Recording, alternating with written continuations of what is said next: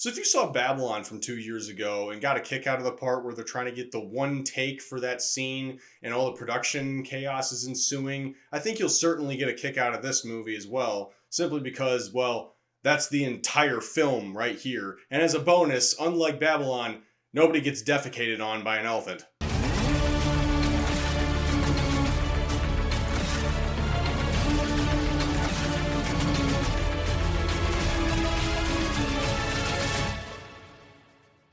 So Saturday Night is a film that I've had on my radar for a very long time. I remember long ago when the casting announcement was made, and I was kind of underwhelmed, I'm not going to lie. I felt like a lot of the people on here were not high profile actors, which is kind of something I expected from Saturday Night Live, the movie. Now that I've seen the film, even when I saw the trailer, I realized how foolish I was for thinking that, because every single one of these actors involved in this film really captures the characters or the people that they're portraying. For example, the standouts in this film, obviously, we got Gabriel LaBelle as Lorne Michaels. The dude really does a good job. I mean, this is a true underdog story when you really think about it. This guy who's got a dream to make a new kind of show for network television, and he's getting all these nobodies to make this comedy special for an hour and a half every night on Saturday night. Against all odds and all this chaos on set and the producers who don't believe in him, he's able to, spoiler alert, make it happen. I mean, obviously the show had to happen, but he's just such a suturable protagonist. I don't know, something about his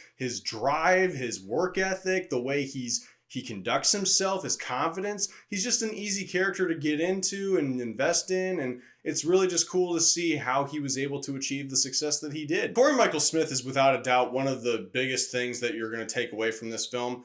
His performance as Chevy Chase is flawless. I mean, he got Chevy Chase's mannerisms down to a T. He doesn't miss a beat one moment. And every time he stepped on screen, I just got a kick out of him. I remember watching him on Gotham when he played the Riddler back when that show was on, and oh boy, that show. But he was good in it. Another big one for me, Dylan O'Brien as Dan Aykroyd. When he was originally cast, I did not see that working out at all. And yet, this dude, they made him look like him, and he did all the rest. He sounds like him. He has the facial tics, the mannerisms, the everything. The voice work he does along with his physical performance, just, yeah, that's Dan Aykroyd. I think you can apply this to just about every actor in this film. They do an incredible job just actually not only doing an impression of the real people in real life they're supposed to be playing, but making the performance work and feel believable, as if, yeah, these are these people. They may not look one-to-one in like physical features or anything,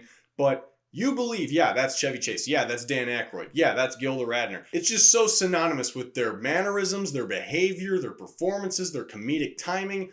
All of it fits so nicely. And I gotta talk about Nicholas Braun. The dude's playing two different characters in this movie. We're just not gonna talk about the fact that Andy Kaufman and Jim Henson just have the same face.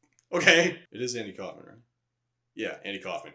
During the movie, I leaned over to my mom when he stepped on screen and I went, oh yeah, that's Andy Dufresne.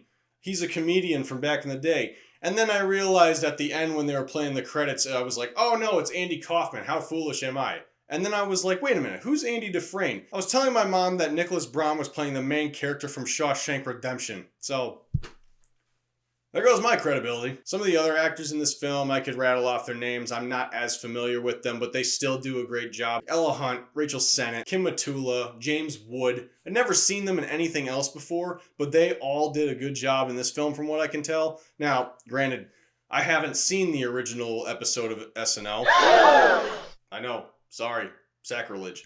But I imagine that they were doing very good impressions of these people. I saw this movie with my mom, who was familiar with this original cast from watching the show back in the day, and she was impressed and said that they all did a good impression. So, eventually when I do get to see the episode, I'll let you know how I actually feel about it, and I can gauge whether or not they did a good job or not. Hey, so, actually, for the record, I have seen the SNL first ever episode at the time of editing this, so I can comment on the accuracy, and I gotta say, yeah, a lot of that lined up very well. I think all these actors did encapsulate the people that they were playing very effectively, and yeah, I can say with absolute certainty now that they made this as accurate as they possibly could, at least in terms of portraying these people and making it look just like that set from 1975. As to the events, I'm sure they took liberties and whatnot, but I'm I'm not going to comment on that. So, by the way, I also want to say I didn't talk enough about it, but Matt Wood, I butchered his name earlier, calling him James. I don't know why I did that, but Matt Wood does an incredible job as John Belushi. He looks just like him, even has the eyebrow thing going on and whatnot. Just, yeah, he killed it as John Belushi. Also, the guy playing Billy Crystal, Nicholas Padani, I don't know if I'm pronouncing that right, but he did incredible and sounded exactly like Billy Crystal. Like, it was scary how spot on his voice was. Okay, anyway, back to the review. Lamorne Morris plays Garrett Morris. No, they're not related. I've seen him at Game Night and I think in a couple of commercials, but outside of this film, I hadn't really had a whole lot of experience with him. He does a pretty good job. Finn Wolfhard's here. Yeah. Willem Dafoe and J.K. Simmons are in the film as well. They are playing side characters, as per usual, and they are some of the most memorable parts of the film. Willem Dafoe just, it doesn't matter what kind of material he's given, he's always eating it up, and he never disappoints. Regardless of how prominent or how small his role is, he's giving it 100% and making it fun for everyone. J.K. Simmons, you can say the same exact thing. This dude can be Fletcher from Whiplash, he can be J. Jonah Jameson, he can be this creepy producer dude in this movie. Doesn't matter what he's given, he's always going to make it memorable. Now, I spent a lot of time talking about the cast, and honestly, that is the biggest thing I can talk about, because a lot of what goes on, I mean, obviously, the show did succeed. We've had it on TV for 50 years now, so it's no surprise that that's where the movie goes. But it's really the build-up and all the chaos ensuing, and I don't really want to talk about that specifically because, well, then I'd be getting into spoilers as to what craziness actually went on. But from what I can tell, they did a good job of making all the props, set pieces, costumes, and all that look just like it did in the original episode. They did a good job of the camera work, all these prolonged sequences, tracking shots, and whatnot, coupled with some intense music to really build the tension and ratchet up the stakes. It's moving in real time for the most part, so it's a lot of fun to watch and really keeps you hooked. I'd say if you're a fan of SNL, this is a no-brainer. Definitely go check this out. The movie doesn't operate anything like the show does. It's all the behind-the-scenes drama and nonsense that's going on. I did appreciate, though, that the film still stuck to the comedy aspects. There's a lot of clever writing and a lot of funny dialogue that kept me laughing throughout the film, so I was glad they didn't totally shift from the comedy show that we know into some gritty drama focusing on all the emotional weight behind it, like Being the Ricardos did for I Love Lucy a couple of years ago. This still captures the same kind of soul and energy that SNL is known for, but takes it from a different point of view and just provides you with an entertaining time. Because unlike most biopics where the story is, oh, we start when they're a nobody and we get to the point where they've reached success and then they fall off and then we have their tragic ending or comeback or whatever, this is simply, nope, we don't care about all the legality of starting SNL. It is simply Lorne Michaels has the show locked in, ready to premiere. He's got an hour and a half until they air, and there is everything that can possibly go wrong going wrong. How is he going to get out of this? Go.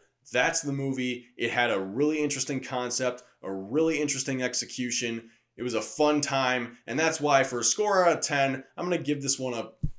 So let me know in the comments down below, did you see Saturday Night? Did you have a good time? Are you even a fan of the show anymore? I would love to hear what you have to say in the comments down below. Just, of course, be respectful about it. Don't go at each other's throats over it. It's just a movie after all, not the most important thing in the world. Leave a like if you like this video. Subscribe if you want more videos like this in your feed. Click my links in the description down below. It'll take you to my Instagram, my Letterboxd, my Serialized, and my GG accounts. Letterboxd where I post my movie reviews, Serialized where I post my TV show reviews, and GG is where I post my video game reviews. Not all those reviews make it onto this channel, so if you want more stuff from me and not have to wait around for me to edit a video every single time, highly recommend giving me a follow on all those platforms. And until next time, God be with you, and take care.